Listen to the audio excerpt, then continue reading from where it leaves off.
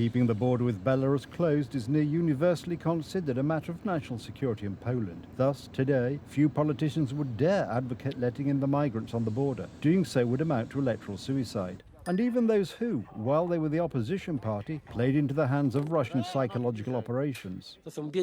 These are poor people who are looking for their place on earth, now declare their intent to defend the eastern border. Because today, what guarantees our security is that people who are unchecked will not get through our eastern border. But politics goes deeper than the most public faces. It is frequently influenced by people a little more in the background. In the case of Rafał Trzaskowski, the background people in his faction raise many eyebrows. Uśmiechnijcie się, brygada! Hej! Co tacy smutni jesteście? One such person behind Rafał Trzaskowski is one of the leaders of the so-called women's strike, Klementyna Suchanow. Information published by opposition-aligned TV station TV Republika, she is involved in smuggling illegal migrants into the country. Tak, to ja jestem na Signal. Yes, that's me on Signal. I'm checking the possibilities of people I can serve with the contact of an Afghan woman who knows a lot of languages. She came here recently, only she has a 3-month-old child, the other 5 years, so she can help on the spot and during the day. Sukhanov's ties to Rafał Trzaskowski are undeniable, since the so-called women's strike headed by Klementyna Suchanow spent nearly 18,000 zloty on a social media campaign targeting right-wing candidates to help Trzaskowski. The ads portrayed these right-wing candidates in a negative light and built an image of them as candidates who were a threat to women's rights, to democracy. They were obviously polarizing ads that had nothing to do with either a pro-turnout campaign or any form of encouraging civic participation. On top of that, when the scandal of the illegal financing of the Democracy Action election campaign came to light a week ago, Klementyna Suchanow did her best to disavow the whole affair. I've been hearing since this morning that Jadczak and Słownik carried out an investigation. Read, some organisation is doing a pro-frequency campaign. According to its charter, no one is offended. No Russian or other dirty money. Is that what NASK meant by interference? It's that kind of investigation. Today, the property that once housed the headquarters of the women's strike, which is linked to the smuggling ring through Klementyna Suchanow, is currently in use by Rafał Trzaskowski's election campaign staff. Klementyna Suchanow's contacts are not limited to Rafał Trzaskowski. She was hired as an expert at the government commission to investigate Russian influence, for which she received 8,000 zloty. In addition, Justice Minister Adam Bodnar has engaged her to join a new commission to hold Law and Justice, the main opposition party, accountable for its alleged abuse of power. There is a commission on Russian influence. It was worth it, and after the commission, courts and arrests, and then we will be safer. Joy. Another person involved in the illegal smuggling of migrants is Bartosz Kramek. The man has close ties to the current government. His Open Dialogue Foundation received more than 700,000 zloty from the Senate this year. And before that, when the Belarusian government began sending migrants to the Polish border, he and his like-minded activists damaged border infrastructure. Bartosz Kramek's wife, Ludmila Kozłowska, was persona non grata in Poland at the behest of the secret services. But everything changed when Donald Tusk's government took over. Under the Civic Coalition government, people smuggling illegal migrants are supported and subsidized. But according to party propaganda, the government that defends Poland's borders. Is the European Union ban on coal and gas heating in accordance with the Polish constitution, and does it not violate the sovereignty of our state? At the request of a group of deputies, the Constitutional Court is considering this. The first hearing on the matter was held today. This is significant because it concerns a fundamental question, whether the European Union has the right to influence the formation of Polish energy policy, including the choice of energy sources. The proposal for an EU ban on coal and gas heating was submitted to the Constitutional Court by a group of deputies. They argued that Poland does not have to be a mandatory member of the EU ETS system, as it has the right to implement energy policy independently and in accordance with its own interests. And the EU ETS system takes this right away from us. It dramatically reduces Poland's competitiveness in international economic transactions. In addition to impoverishing society, it also impoverishes opportunities, taking away chances for stable and dynamic development. The EU ETS sets a limit on the amount of CO2 that may be emitted into the atmosphere. For every ton of CO2 a company emits, it must have an emission allowance. Recently, allowance prices have gone up sharply, putting a strain on the Polish economy. It costs 223 zloty to create energy and 696 zloty to sell. And Mr. Secretary of State Miłosz Motyka wrote to me here that selling energy in conventional units is expensive, mainly because of the cost of CO2 permits. The percentage of CO2 in this energy is 68%. This is the result of the left liberal elite's pushed climate policy. In 2014, the Polish Prime Minister at the time, Ewa Kopacz, of the Civic Platform, agreed at a summit in Brussels to reduce carbon dioxide emissions by 40% by 2030. I rest assured that after 2019, Polish electricity will become more expensive for consumers. It will not become more expensive, Madam Prime Minister. I rest assured that Polish electricity will not become more expensive for consumers. And it has become more expensive. And it continues to become more expensive, just like all energy, and with it, other goods and services. This is one of the main factors why we have expensive housing in Poland, why 4 million Poles have now got on minimum wage, as we had 1,600,000 not so long ago. This is the reason why society is getting poorer, why companies are going bankrupt, and this needs to be talked about loudly. The implementation of the ETS system in Poland was agreed by Ewa Kopacz in 2014, but the terms, on behalf of Poland, were negotiated by Rafał Trzaskowski as the EU minister at the time. Mr. Trzaskowski, it is because of you that we pay a lot for electricity. You are the one who, in 2014, as Minister of European Affairs, agreed to the ETS in Brussels and, together with Prime Minister Kopacz, lied to Poles that electricity prices will not increase and we are losing assets. I warned at the time that your decisions would cost Poland hundreds of billions of zloty. Electricity from about 400 zloty per megawatt hour jumped to even 900 zloty. People are getting terrifying bills. Companies are going bankrupt. They can't stand the eco-harassment. Now, during the election campaign, Rafał Trzaskowski avoids the topic, but over the years he has frightened Poles with the effects of global warming and argued that the only salvation is drastic reductions.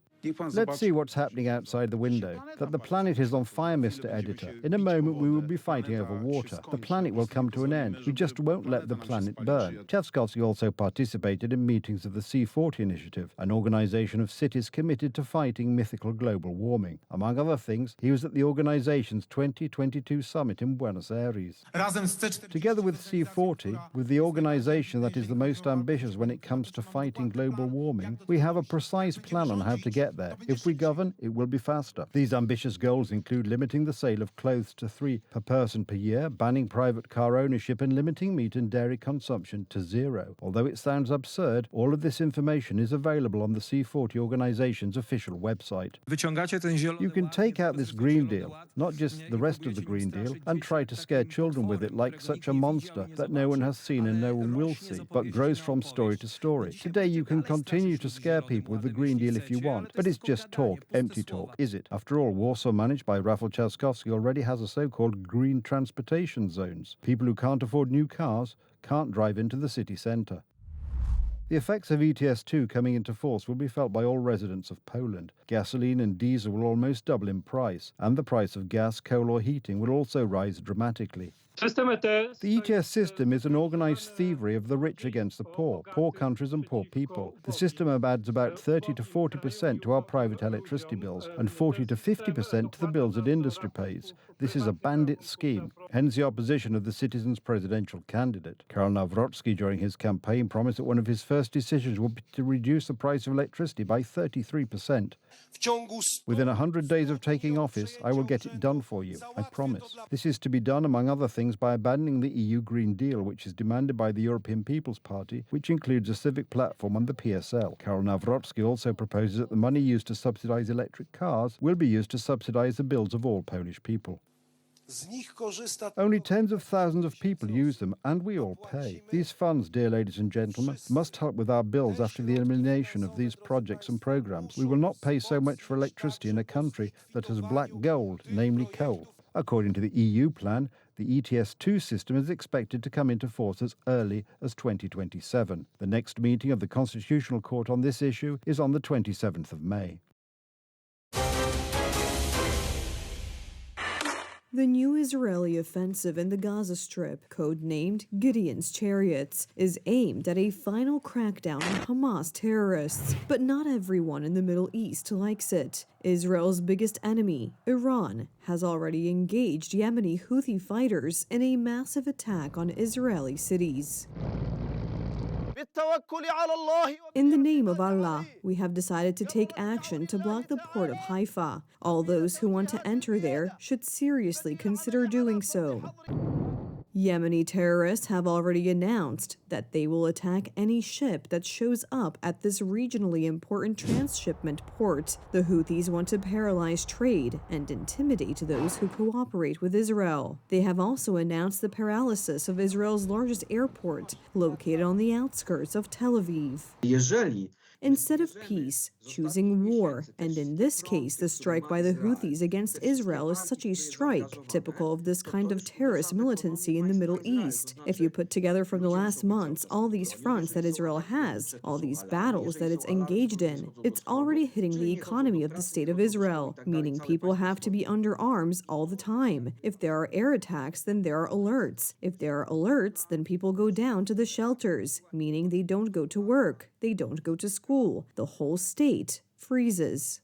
There is a struggle for influence, money, and power in the region. Hence, Israel's two economically strongest cities, Tel Aviv and Haifa, have been targeted by the Houthis. But it's also a cultural and religious conflict, a war for land and for control in this strategic region for the world. This is a war, and we have a plan to win it. Our goal is to defeat Hamas and recapture the Israeli citizens kidnapped more than a year and a half ago from our area. We want to get rid of the terrorists, but we don't intend to harm civilians in the Gaza Strip. Hence, our decision to launch humanitarian aid. The biggest victims of this war are, as always, ordinary people. Gaza residents are starving, and no aid has reached them for almost 3 months. Only now have truckloads of food, water, medicine moved into the enclave inhabited by more than 2 million people. There is permission for 100 humanitarian aid vehicles to enter. And then the worry is that if the current food shortage continues, it's exponentially increase. And then beyond our control. I Rick myself visited Gaza many times before the war. We always enjoyed the nice people, nice food, nice environment in Gaza. It's unthinkable that 10% of kids are malnourished. It's unthinkable that we have severe malnourished children in Gaza, where they used to enjoy the life, and there's no life in Gaza. A man who struggles every day to keep 7 children alive understands the struggle very well. There are times when I have to fight for a plate of soup that is barely enough for one person, and I have to feed all of us with it. Children go to bed hungry. My daughter is 7 years old and weighs only 11 kilograms. Although the Israeli army regularly shells the area, the biggest enemy of ordinary people are Hamas terrorists, who use civilians as human shields, take away their property, and indoctrinate children and young people. Therefore, the American leader believes that Hamas terrorists must be dealt with once and for all, but that civilians must be protected first and foremost. So we're going to handle a couple of situations that you have here. We have some very serious situations, and we're looking at Gaza, and we got to get that taken care of. A lot of people are starving. A lot of people there's a lot of bad things going on. But peace in the Middle East is still a very distant prospect. Cattle farmers in northern Mexico are ramping up efforts to respond to a damaging pest called the New World screwworm. The screwworm, which can kill cattle or other hosts within weeks, has recently been detected in the south of Mexico and has caused the U.S. to suspend imports of cattle, horses, and bison from its neighbor. The fact of not being able to export is a very big blow to the economy. The New World screwworm is a species of fly whose larvae burrow into and feed on living flesh, endangering livestock and causing immense suffering.